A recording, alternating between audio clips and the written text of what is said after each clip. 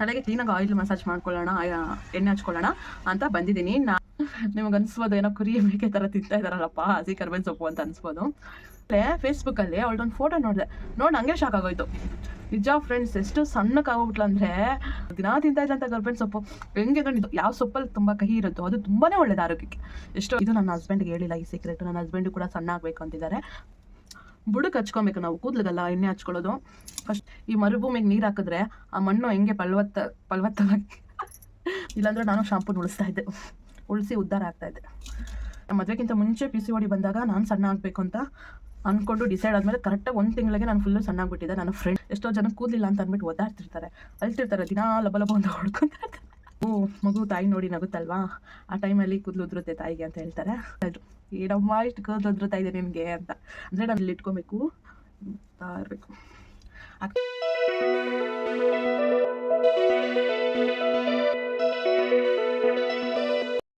Hi hello friends, welcome to Gayathri Amma Kannada logs channel. ಎಲ್ಲರೂ ಹೇಗಿದ್ದೀರಾ? ಆರಾಮಾಗಿದ್ದೀರಾ? ನಾನು ತುಂಬಾ ಚೆನ್ನಾಗಿದ್ದೀನಿ ಫ್ರೆಂಡ್ಸ್. ಪಾಪುನ ಮಲಗಿಸಿ ಈಗ ಒಂದು 3 ಗಂಟೆ ಆಗ್ತಾ ಬಂತು ಈವ್ನಿಂಗು. ಸೊ ನಾನು ಇವಾಗ ಏರ್ ಆಯಿಲ್ ತಲೆಗೆ ಕ್ಲೀನಾಗಿ ಆಯಿಲ್ ಮಸಾಜ್ ಮಾಡ್ಕೊಳ್ಳೋಣ, ಎಣ್ಣೆ ಹಚ್ಕೊಳ್ಳೋಣ ಅಂತ ಬಂದಿದ್ದೀನಿ. ನಾಳೆ ಶುಕ್ರವಾರ ಇರೋದ್ರಿಂದ ನಾನು ಇವಾಗ ಎಣ್ಣೆ ಹಚ್ಕೊತೀನಿ. ನಾಳೆ ಕಂಪಲ್ಸರಿ ತಲೆಗೆ ಸ್ನಾನ ಮಾಡ್ತೀನಿ. ಸೊ ಅದಕ್ಕೆ ಎಣ್ಣೆ ಹಚ್ಕೊಳ್ಳೋಣ ಇವಾಗ ಅಂತ ಅಂದ್ಬಿಟ್ಟು ಬಂದಿದ್ದೀನಿ. ಸೊ ನಾನು ತೋರಿಸ್ತೀನಿ ನೋಡಿ, ಇದು ಕರ್ಬೇವಿನ ಸೊಪ್ಪು. ಇಲ್ಲಿ ನೋಡಿ, ಆಯಿಲ್ಗೆ ಕರ್ಬೇವಿನ ಸೊಪ್ಪು ಮತ್ತು 2 ಬೆಳ್ಳುಳ್ಳಿನ ಹಾಕಿ ಚೆನ್ನಾಗಿ ಬಿಸಿ ಮಾಡ್ಕೊಂಡಿದ್ದೀನಿ. ಸೊ ಅದು ವಿಡಿಯೋ ರೆಕಾರ್ಡ್ ಮಾಡ್ಕೊಂಡಿದ್ದೀನಿ, ಅದನ್ನು ಅಪ್ಲೋಡ್ ಮಾಡ್ತೀನಿ. ಸೊ ಇದ್ರ ಜೊತೆಗೆ ಸೊ ನೋಡಿ ಹೀಗೆ ಬರುತ್ತೆ. ಸೊ ಫಸ್ಟು ಇದು ಹೇಗೆ ಮಾಡೋದು ಅಂತ ನೋಡ್ಕೊಂಡು ಬನ್ನಿ.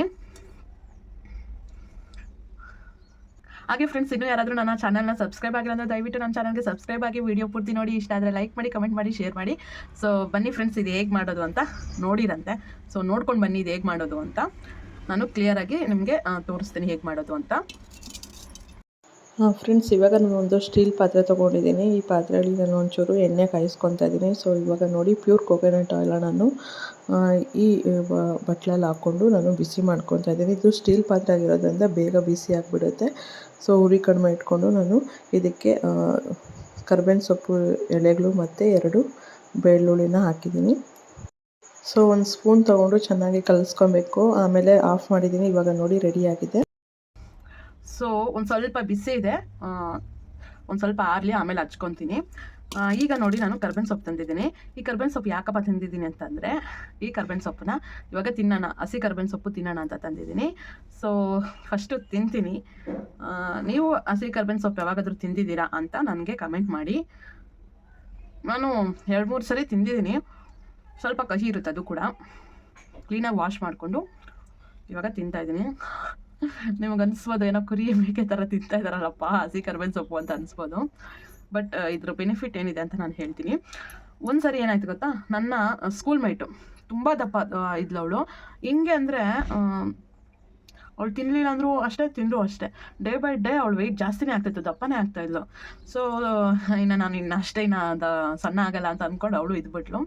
ಆಮೇಲೆ ಅವರು ರಿಲೇಟಿವ್ಸಲ್ಲಿ ಒಬ್ಬರು ನನಗೆ ಸಿಕ್ಕಿದಾಗ ಹೇಳಿದ್ರಂತೆ, ಕರ್ಬೇವಿನ ಸೊಪ್ಪೆಲ್ಲ ತಿಂತಾ ಇದ್ದಾಳೆ ಅವಳು ಸಣ್ಣ ಆಗೋಕ್ಕೆ ಅಂತ ಹೇಳಿದ್ರು ನನಗೆ.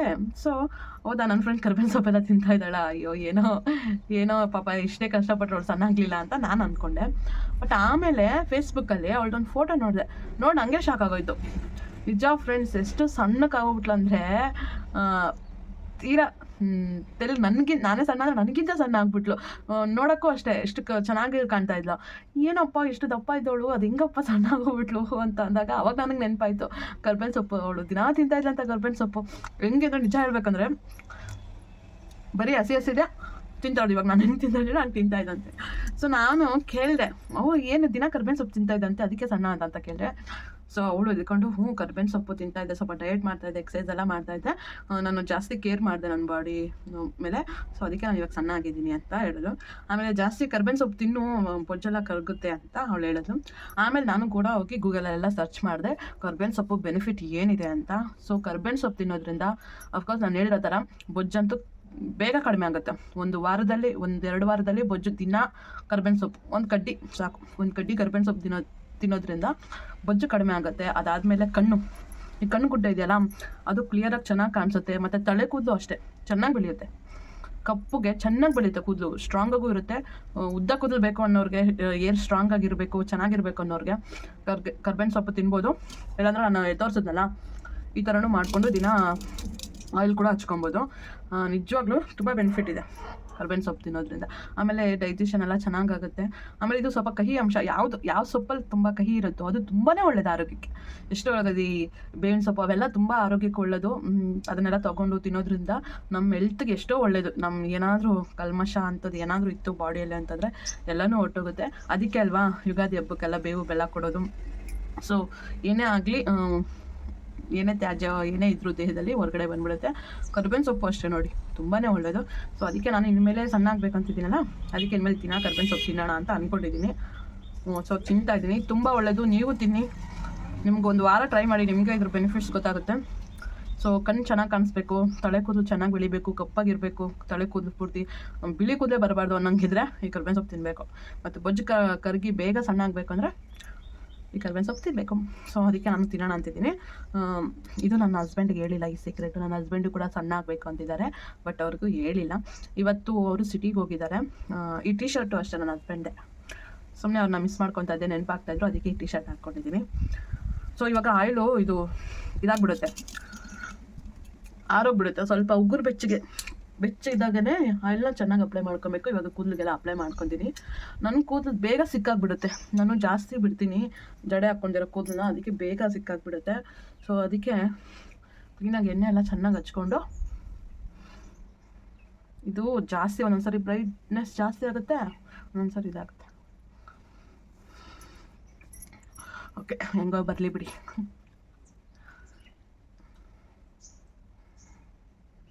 ಇಷ್ಟಿದೆ ಸಾಕು, ಅವು ಕಪ್ಪಗಾಗೋಯ್ತು, ಯಾವ ಬಿಡಿ. ಸೊ ಇವಾಗ ಎಣ್ಣೆ ಹಚ್ಕೊತಾ ಇದ್ದೀನಿ ನಾನು. ಬಿಸಿ ಏನಿಲ್ಲ, ಉಗುರು ಬೆಚ್ಚಗಿದೆ.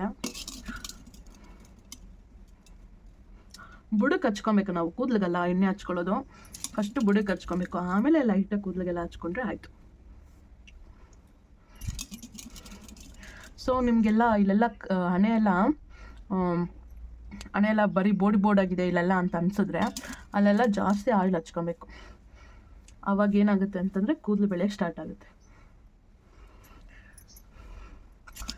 ಈ ತಲೆಗೆ ಎಣ್ಣೆ ಹಚ್ಕೊಳ್ಳೋದು ಹೆಂಗೆ ಗೊತ್ತಾ ಫ್ರೆಂಡ್ಸ್, ಈ ಮರುಭೂಮಿಗೆ ನೀರು ಹಾಕಿದ್ರೆ ಆ ಮಣ್ಣು ಹೆಂಗೆ ಫಲವತ್ತವಾಗಿ ಆ ಮಣ್ಣು ಹೆಂಗೆ ಒಂದು ಗಿಡ ಬೆಳೆಯೋಕ್ಕೆ ದಾರಿ ಮಾಡಿಕೊಡುತ್ತೋ, ಹಾಗೆ ನಮ್ಮ ಬುರುಡೆ ಅಂದರೆ ನಮ್ಮ ತಲೆಗೆ ನಾವು ಎಣ್ಣೆ ಹಚ್ಕೊಳ್ಳೋದ್ರಿಂದ ನಮ್ಮ ಕೂದಲು ಬೆಳೆಯೋಕ್ಕೆ ಹಂಗೆ ಅದು ಸಹಾಯ ಮಾಡುತ್ತೆ. ಸೊ ತುಂಬಾ ಒಳ್ಳೆಯದು ತಲೆಗೆ ಎಣ್ಣೆ ಹಚ್ಕೊಳ್ಳೋದು. ಕೆಲವ್ರಂತ ಹಚ್ಕೊಳ್ಳಲ್ಲ, ದಿನ ಹೊರಗಡೆ ಹೋಗ್ತಿರ್ತಾರಲ್ಲ, ಎಣ್ಣೆ ಹಚ್ಕೊಂಡ್ರೆ ಜಿಡ್ಡು ಮುಖ ಅಂತ ಅಂದ್ಬಿಟ್ಟು ಹಚ್ಕೊಳ್ಳೋದೇ ಇಲ್ಲ.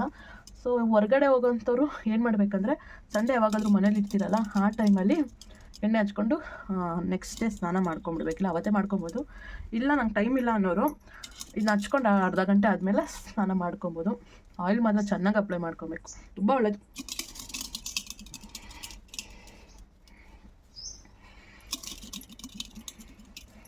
ನನಗೇನನ್ಸುತ್ತೆ ಅಂದರೆ, ಎಷ್ಟೇ ತಲೆಗೆ ಎಣ್ಣೆ ಹಚ್ಕೊಂಡ್ರು ಸಾಕಾಗೋದೇ ಇಲ್ಲ ಅನ್ಸುತ್ತೆ, ಇನ್ನೂ ಹಚ್ಕೊಬೇಕು ಅನಿಸುತ್ತೆ. ಹಾಗೆ ಶಾಂಪೂನು ಅಷ್ಟೇ, ನನಗೆ ಒಂದು ಪ್ಯಾಕೆಟ್ ಫುಲ್ ಸಾಕಾಗೋದೇ ಇಲ್ಲ ಅನಿಸುತ್ತೆ. ನಾನು ಜಾಸ್ತಿ ಸ್ವಲ್ಪ ಅಪ್ಲೈ ಮಾಡ್ಕೊತೀನಿ. ಒಂದೊಂದು ಸರಿ ನೀರಲ್ಲಿ ಶಾಂಪೂನ ಕಲಿಸ್ಬಿಟ್ಟು ಹಾಕ್ಕೊತೀನಿ. ಅದಕ್ಕೆ ನನ್ನ ಕಣ್ಣಲ್ಲಿ ಸ್ವಲ್ಪ ಶಾಂಪೂ ಹೋಗ್ಬಿಡುತ್ತೆ ಜಾಸ್ತಿ ಹಚ್ಕೊಳ್ಳೋದ್ರಿಂದಲೇ. ನನಗೆ ಏನಂದರೆ ಆಯಿಲ್ ಅಂಶ ಜಾಸ್ತಿ ಇರೋದ್ರಿಂದ ಕೂದಲು ಸ್ವಲ್ಪ ಒಂಥರ ಇದಿರುತ್ತೆ, ಸ್ವಲ್ಪ ಜಿಡ್ಜಿಡ್ ಥರ ಅನಿಸುತ್ತೆ.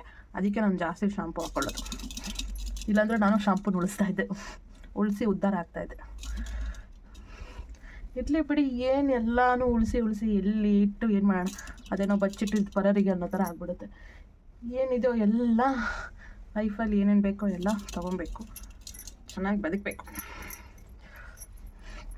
ಸೊ ಫ್ರೆಂಡ್ಸ್, ಇನ್ನೂ ಅಪ್ಲೈ ಮಾಡೋದು ಜಾಸ್ತಿ ಇದೆ.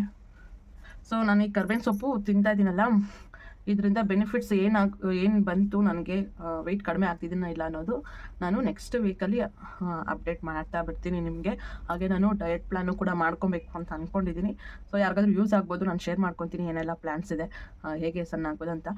ನನಗೆ ಮದುವೆಗಿಂತ ಮುಂಚೆ PCOD ಬಂದಾಗ ನಾನು ಸಣ್ಣ ಆಗಬೇಕು ಅಂತ ಅಂದ್ಕೊಂಡು ಡಿಸೈಡ್ ಆದಮೇಲೆ ಕರೆಕ್ಟಾಗಿ 1 ತಿಂಗಳಿಗೆ ನಾನು ಫುಲ್ಲು ಸಣ್ಣ ಆಗಿಬಿಟ್ಟಿದ್ದೆ. ನನ್ನ ಫ್ರೆಂಡ್ ನೋಡಿಬಿಟ್ಟು ಶಾಕ್ ಆಗಿಬಿಟ್ಲು, ಏನೇ ನನ್ನ ಮದುವೆಗೆ ಅಷ್ಟು ದಪ್ಪ ಇದೆ, ಇವಾಗ ಏನೇ ಇಷ್ಟು ಸಣ್ಣ ಆಗೋಗ್ಬಿಟ್ಟಿದೆಯಾ ಅಂದರೆ ಅವಳು ಮದುವೆ ಆದಮೇಲೆ ಒಂದ್ಸರಿ ಅವ್ರ ಮನೆಗೆ ಬಂದಿದ್ದಾಳೆ. ಅವಾಗ ನನ್ನ ಮೀಟ್ ಆದ್ಲು. ಅವಾಗ ನೋಡಿಬಿಟ್ಟು ಏನೇ ಇಷ್ಟು ಬೇಗ ಸಣ್ಣಕ್ಕಾಗೋಗ್ಬಿಟ್ಟಿದ್ಯಾ, ಏನೇ ಮಾಡಿದೆ ಏನು ಅಂತ ನನ್ನ ಫ್ರೆಂಡ್ಸ್ ನಾನು ಕೇಳ್ತಾರಲ್ಲ, ಮುಖಕ್ಕೆ ಏನೇ ಹಚ್ಕೊಂಡೆ, ಇಷ್ಟು ಬೆಳ್ಳೆ ಕಾಣ್ತಾ ಇದೆಯಾ, ಏನೇ ಹಚ್ಕೊಂಡೆ ಅಂತ ಕೇಳಿದ್ರೆ ಒಂಥರ ಖುಷಿ ನನಗೆ.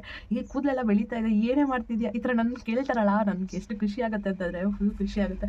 ಇವಾಗ ಮಗು ಆದಮೇಲೆ ಫುಲ್ಲು ಎಲ್ಲ ಬಿಟ್ಬಿಟ್ಟಿದ್ದೀನಿ. ನಾನು ಸ್ಕಿನ್ ಕೇರ್ ಮಾಡೋದು ಬಿಟ್ಬಿಟ್ಟಿದ್ದೀನಿ, ಮತ್ತು ಕೂದಲ ಬಗ್ಗೆ ಕೇರ್ ಮಾಡೋದೇ ಬಿಟ್ಬಿಟ್ಟಿದ್ದೀನಿ. ನನ್ನ ಬಗ್ಗೆ ನಾನು ಏನೂ ಕೇರ್ ಮಾಡ್ತಾಯಿಲ್ಲ. ಮಗು ಬಗ್ಗೆ, ಮನೆ ಕೆಲಸದ ಬಗ್ಗೆ, ಆ ಯೂಟ್ಯೂಬ್ ಬಗ್ಗೆ ಇಷ್ಟು ಕಡೆನೇ ಗಮನ ಇಟ್ಬಿಡ್ತು. ಸೊ ಇನ್ಮೇಲೆ ಹಂಗೆ ಆಗೋದು ಬೇಡ. ಯಾಕಂದರೆ ಇಷ್ಟು ಮಾತ್ರ ಕೂದಲು ಯಾರಿಗೆ ಕೊಟ್ಟಿರ್ತಾರೆ ದೇವರು? ಎಷ್ಟೋ ಜನಕ್ಕೆ ಕೂದಲಿಲ್ಲ ಅಂತ ಅಂದ್ಬಿಟ್ಟು ಒದ್ದಾಡ್ತಿರ್ತಾರೆ, ಅಳ್ತಿರ್ತಾರೆ, ದಿನಾ ಲಬ ಲಬ ಅಂತ ಹೊಡ್ಕೊತಾ ಇರ್ತಾರೆ. ನಮ್ಗೆ ಇಷ್ಟು ಚೆನ್ನಾಗಿ ಕೂದಲು ಕೊಟ್ಟಿರ್ಬೇಕಂದಾಗ ನಾವು ಯಾಕೆ ಅದನ್ನ ಹಾಳು ಮಾಡ್ಕೊಬೇಕು? ನಿಜವಾಗ್ಲೂ ನಂಗೆ ಜಾಸ್ತಿ ಏನು ಕೂದಲು ಉದ್ರಲಿಲ್ಲ. ನನ್ನ ಮಗಳು ಹುಟ್ಟಿದ ಮೇಲೆ ಜಾಸ್ತಿ ಏನು ಕೂದಲು ಉದ್ರಿಲ್ಲ. ಬಟ್ ನಾನು ಒಂದು ಸ್ವಲ್ಪ ಕೇರ್ ಮಾಡ್ಕೊಬೇಕಿತ್ತು, ಕೇರ್ಲೆಸ್ ಮಾಡಿಕೊಂಡೆ. ಆವಾಗ ಸ್ವಲ್ಪ ಸಿಕ್ಕು ಜಾಸ್ತಿ ಆಗ್ತಾ ಇದ್ದಾಗೆಲ್ಲ ಕ್ಲೀನಾಗಿ ಬಿಡಿಸ್ಕೊಂಡಿರೋ ನಾನು ಸ್ವಲ್ಪ ನೆಗ್ಲೆಕ್ಟ್ ಮಾಡಿದ್ದಕ್ಕೆ ಸ್ವಲ್ಪ ಕೂದಲು ಉದುರಿದೆ. ಆಮೇಲೆ ಮಗು ತಾಯಿ ನೋಡಿ ನಗುತ್ತಲ್ವಾ, ಆ ಟೈಮಲ್ಲಿ ಕೂದಲು ಉದುರುತ್ತೆ ತಾಯಿಗೆ ಅಂತ ಹೇಳ್ತಾರೆ. ಆವಾಗ ಸ್ಟಾರ್ಟಿಂಗಲ್ಲಿ ಅಂದರೆ ನಾನು 3 ತಿಂಗಳಲ್ಲಿ ಮಗು 3 ತಿಂಗಳಲ್ಲಿ ನನಗೆ ಸ್ವಲ್ಪ ಜಾಸ್ತಿ ಕೂದಲು ಉದುರ್ತಾ ಇತ್ತು. ನಿಜ ಇನ್ನೊಂದು ವಿಷಯ ಇರಬೇಕು ಫ್ರೆಂಡ್ಸ್, ನಾನು ಬಾಣಂತನ ಇದರಲ್ಲಿದ್ದಾಗ ನನ್ನ ಬಟ್ಟೆ ಎಲ್ಲ ನನ್ನ ಹಸ್ಬೆಂಡೇ ಹೋಗ್ಕೊಡ್ತಾಯಿದ್ರು. ಆವಾಗ ವಾಷಿಂಗ್ ಮಿಷಿನ್ ಇರಲಿಲ್ಲ, ನನ್ನ ಹಸ್ಬೆಂಡೇ ಹೋಗ್ಕೊಡ್ತಾಯಿದ್ರು. ಮೇಲ್ಗಡೆ ಬಂದು ನನಗೇನೇನು ಬೇಕೋ ಎಲ್ಲ ಕೊಟ್ಟು, ನಾನೇನು ಕೇಳ್ತೀನೋ ಎಲ್ಲ ತಗೊಂಡು ಬಂದು ನಾನು ನೋಡಿಕೊಂಡು ಆಮೇಲೆ ಬಟ್ಟೆಗಳೆಲ್ಲ ನನ್ನ ಹಸ್ಬೆಂಡೇ ಒಗಿತಾಯಿದ್ರು. ಮತ್ತು ಇಂಥ ಅದೃಷ್ಟ ಅಲ್ಲ ನನಗೆ, ಯಾರೂ ಇಲ್ಲ ಅಂತ ಒಂದೊಂದು ಸರಿ ನಾನು ಅಂದ್ಕೊತೀನಿ ಅಷ್ಟೇ. ನನಗೆ ನನ್ನ ಹಸ್ಬೆಂಡೇ ಇಲ್ಲ. ಸೊ ತುಂಬಾ ಹೆಲ್ಪ್ ಮಾಡಿದ್ರು ಅವಾಗ ಅವ್ರು ಹೇಳ್ತಾಯಿದ್ರು, ಏನಮ್ಮ ಇಷ್ಟು ಕೂದಲು ಉದುರುತ್ತಾ ಇದೆ ನಿನಗೆ ಅಂತ. ಅಂದರೆ ನನ್ನ ಹಸ್ಬೆಂಡ್ಗೆ ನನ್ನ ಕೂದಲು ಅಂದರೆ ತುಂಬ ಇಷ್ಟ. ನಾನು ಕಟ್ ಮಾಡಿಸ್ತೀನಿ, ಇಲ್ಲಿವರೆಗೂ ಕಟ್ ಮಾಡಿಸ್ತೀನಿ. ಯಾವುದೋ ಒಂದು ಇಂಟರ್ವ್ಯೂವಲ್ಲಿ ಸೌಂದರ್ಯ ಮ್ಯಾಮ್ದು ಇಂಟರ್ವ್ಯೂ ನೋಡಿದ್ದೆ. ಅಲ್ಲಿ ಇಷ್ಟು ಚೆನ್ನಾಗಿ ಇಲ್ಲಿ ಕಟ್ ಮಾಡಿಸ್ಕೊಂಡು ಇಷ್ಟು ಚೆನ್ನಾಗಿ ಮಾಡ್ಕೊಂಡಿದ್ರು ಹೇರ್ ಸ್ಟೈಲು. ಸೊ ಅದು ನೋಡಿ ನಾನು ಇಲ್ಲಿವರೆಗೂ ಕಟ್ ಮಾಡಿಸ್ಕೊತೀನಿ ಅಂತ ನನ್ನ ಹಸ್ಬೆಂಡ್ ಕೇಳಿದ್ರೆ, ಉದ್ದ ಕೂದಲಿರಬೇಕು, ನನ್ನ ಹಸ್ಬೆಂಡ್ಗೆ ಉದ್ದ ಕೂದಲಿದ್ರೇ ಇಷ್ಟ. ಆದರೂ ಕೂಡ ಕಟ್ ಮಾಡಿಸ್ಕೊಂಡೆ ನನ್ನ ಹಸ್ಬೆಂಡ್ ಕೈಯಲ್ಲಿ ಸ್ವಲ್ಪ ಅಷ್ಟೇ. ನನಗೂ ಸ್ವಲ್ಪ ಉದ್ದ ಕೂದಲಿದ್ರೇ ಇಷ್ಟ. ನನಗೆ ತುಂಬ ಇಷ್ಟ ಪಾರ್ಲರ್ಗೆ ಹೋಗಿ ಹೇರ್ ಕಟ್, ಲೇಯರ್ ಕಟ್ ಬರುತ್ತಲ್ಲ, ಅದು ಮಾಡಿಸ್ಕೊಬೇಕು ಅಂತ ತುಂಬ ಇಷ್ಟ. ಫುಲ್ಲು ಸ್ಟ್ರೈಟಾಗಿ ಸಿಲ್ಕಿ ಥರ ಏರ್ಸ್ ಇರಬೇಕು, ಲೇಯರ್ ಹೆಂಗಿರ್ಬೇಕು ಅಂತಂದರೆ step by step hair cut ಆಗಿರಬೇಕು. ಇದರಲ್ಲಿ ಹೀರೋಯಿನ್ಸ್ಗೆಲ್ಲ ಹೇರ್ ಕಟ್ಟಿಂಗ್ ಮಾಡಿಸ್ಕೊತಾರಲ್ಲ ಹೀರೋಯಿನ್ಸ್ ಎಲ್ಲ, ಹಂಗೆ ಮಾಡಿಸ್ಕೊಬೇಕಂತ ನನಗೆ ತುಂಬ ಇಷ್ಟ. ಬಟ್ ಯಾವುದು ನಾವು ಅಂದ್ಕೊಂಡಿದ್ದಾಗಲ್ಲ. ಒಂದೇ ಕಡೆ ಜಾಸ್ತಿ ಹಚ್ಕೊಂಬಿಟ್ಟೆ ಮಾತಾಡ್ತಾ. ಸೊ ಫ್ರೆಂಡ್ಸ್, ವಿಡಿಯೋ ಇಲ್ಲಿವರೆಗೂ ನೋಡಿದರೆ ದಯವಿಟ್ಟು ಒಂದು ಸಬ್ಸ್ಕ್ರೈಬ್ ಆಗಿಲ್ಲ ಅಂದರೆ, ವಿಡಿಯೋ ಇಷ್ಟ ಆದರೆ ಲೈಕ್ ಮಾಡಿ, ಕಮೆಂಟ್ ಮಾಡಿ, ಶೇರ್ ಮಾಡಿ. ಸೊ ನಾನು ಇವಾಗ ಹೇಗೆ ಮಸಾಜ್ ಮಾಡ್ಕೊಳ್ಳೋದು ಅಂತ ತೋರಿಸ್ತೀನಿ. ಸುಮ್ಮನೆ ಜಾಸ್ತಿ ವಿಡಿಯೋ ಲೆಂತ್ ಆಗೋಯ್ತು. ಸೊ ನೋಡಿ, ಹಿಂಗೆ ಚೆನ್ನಾಗಿ ಹಚ್ಕೊಬೇಕು, ಹಿಂಗೆ ಕೈಗೆ ಈ ಥರ ಮಾಡ್ಕೊಬೇಕು, ಹಿಂಗೆ ಇಲ್ಲಿ ಇಟ್ಕೊಬೇಕು ಇರಬೇಕು. ಆ್ಯಕ್ಚುಲಿ ಈ ಆಯಿಲಲ್ಲ, ನವರತ್ನ ಆಯಿಲ್ ಬರುತ್ತಲ್ಲ, ಸೊ ಅದನ್ನು ಹಚ್ಕೊಂಡು ಹಿಂಗೆ ಅಂತ ಇದ್ರೆ ತಂಪು. ಈ ಬಿಸಿಲಿಗೆ, ಈ ಬೇಸಿಗೆ ಕಾಲದಲ್ಲಿ ಹೀಟ್ ಜಾಸ್ತಿ ಆಗಿದ್ದಾಗ, ತಲೆ ಏನಾದರೂ ನೋವ್ತಿದ್ದಾಗ ಇಲ್ಲಿ ಕ್ಲೀನಾಗಿ ಇಲ್ಲಿ ಹಾಕ್ಕೊಬೇಕು. ನವರತ್ನ ಆಯಿಲ್ ಹಾಕ್ಕೊಂಡು ಕ್ಲೀನಾಗಿ ಹಿಂಗೆ ಮಸಾಜ್ ಮಾಡ್ತಾಯಿದ್ರೆ, ಒಂದೊಂದು ಸರಿ ನನ್ನ ಹಸ್ಬೆಂಡ್ ಮಾಡ್ತಾರೆ, ಅವ್ರಿಗೂ ಒಂದು ಸ್ವಲ್ಪ ಹೀಟು ತಲೆನೋವು ಬಂದಾಗ ನಾನು ಅವ್ರಿಗೆ ಮಾಡ್ತೀನಿ, ಅವ್ರು ನನಗೆ ಮಾಡ್ತಾರೆ. ಇನ್ನು ಯಾವಾಗಾದರೂ ಆಯಿಲ್ ಏನಾದರೂ ಅಪ್ಲೈ ಮಾಡಿಕೊಂಡ್ರೆ ನಿಮ್ಮ ಜೊತೆ ವೀಡಿಯೋ ಶೇರ್ ಮಾಡ್ಕೊತೀನಿ. ಎಷ್ಟು ಚೆನ್ನಾಗಿ ನನ್ನ ಹಸ್ಬೆಂಡು ಮಸಾಜ್ ಮಾಡ್ತಾರೆ ಅಂದರೆ, ಏನೋ ಒಂಥರ ಹಂಗೆ ಅಲ್ಲೇ ಮಲ್ಕೊಂಬಿಡೋಣ ಅನ್ಸ್ಬಿಡುತ್ತೆ. ಚೆನ್ನಾಗಿ ನಿದ್ದೆ ಬರುತ್ತೆ, ಅಷ್ಟು ಚೆನ್ನಾಗಿ ನನಗೆ ಮಸಾಜ್ ಮಾಡ್ತಾರೆ ನನ್ನ ಹಸ್ಬೆಂಡು. ಹಿಂಗೆ ಇಟ್ಕೊಂಡು ಹಿಂಗೆ ಅಂತಾರಪ್ಪ, ಹಿಂಗೆ ಅಂತ ಇದ್ರೆ. ಸೊ ನಾವು ಈ ಥರ ಏನಕ್ಕೆ ಮಸಾಜ್ ಮಾಡ್ಕೊಬೇಕು ಅಂದರೆ, ಬ್ಲಡ್ ಸರ್ಕ್ಯುಲೇಷನ್ ಆಗುತ್ತೆ. ಸೊ ಆಗ ಕೂದಲು ಹಿಂಗೆ ಉದ್ದಕ್ಕೆ ಬೆಳೆಯುತ್ತೆ.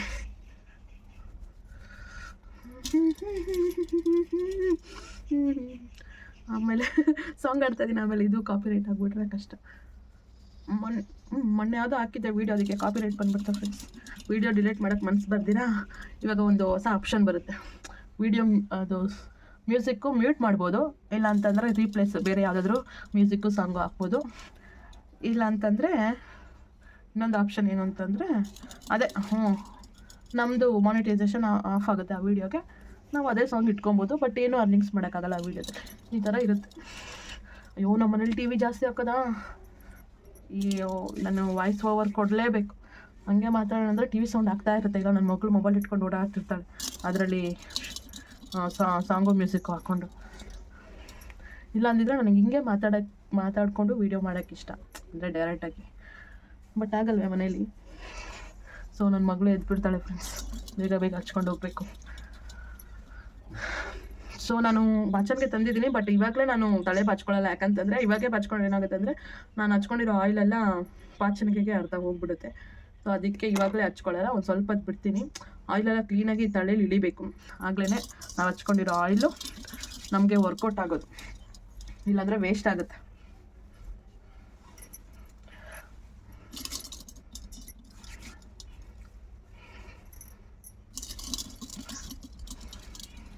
ಸೊ ಆಯಿತು ಫ್ರೆಂಡ್ಸ್, ಇನ್ನೇನಿಲ್ಲ ಅಷ್ಟೇ. ಹಿಂಗೆ ಒಂದು ಸ್ವಲ್ಪ ಹೊತ್ತು ಬಿಟ್ಬಿಡ್ತೀನಿ, ಆವಾಗ ಕ್ಲೀನಾಗಿ ಇರುತ್ತೆ. ಸೊ ಫ್ರೆಂಡ್ಸ್, ಇದೊಂದು ಚಿಕ್ಕ ವೀಡಿಯೋ ನಿಮ್ಮ ಜೊತೆ ಶೇರ್ ಮಾಡ್ಕೊಂಡಿದ್ದೀನಿ. ಈ ವಿಡಿಯೋ ಇಷ್ಟ ಆಯಿತಾ? ಈ ವಿಡಿಯೋ ಇಷ್ಟ ಆಗಿದ್ರೆ ಪ್ಲೀಸ್ ಲೈಕ್ ಮಾಡಿ, ಕಮೆಂಟ್ ಮಾಡಿ, ಶೇರ್ ಮಾಡಿ. ಹಾಗೆ ನನ್ನ ಚಾನಲ್ಗೆ ಸಬ್ಸ್ಕ್ರೈಬ್ ಆಗಿಲ್ಲ ಅಂದರೆ ದಯವಿಟ್ಟು ನನ್ನ ಚಾನಲ್ಗೆ ಸಬ್ಸ್ಕ್ರೈಬ್ ಆಗಿ ಸಪೋರ್ಟ್ ಮಾಡಿ ಅಂತ ಕೇಳ್ಕೊತೀನಿ. ಸೊ ಪ್ಲೀಸ್ ಸಪೋರ್ಟ್ ಮಾಡಿ. ಸೊ ಮತ್ತೆ ಮುಂದಿನ ಲಾಗಲ್ಲಿ ಭೇಟಿ ಆಗ್ತೀನಿ. Thanks for watching. By everyone.